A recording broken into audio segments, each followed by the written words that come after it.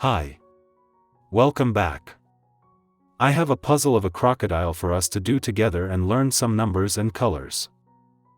Let's find number 1. 1 with green color. To help, this board has already the numbers and you can match colors as well. Where's 2? 2 with yellow color. After number 2 we have number 3. 3 with the color red.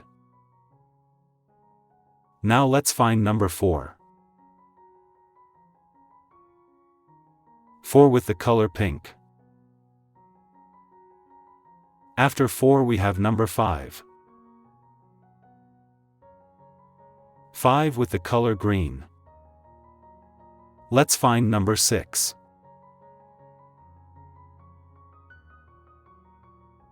6 with the color blue. After 6 we have number 7. 7 with the color yellow. After 7 we have number 8. 8 with the green color. Almost done. Let's find number 9. 9 with the color yellow. And last one is number 10.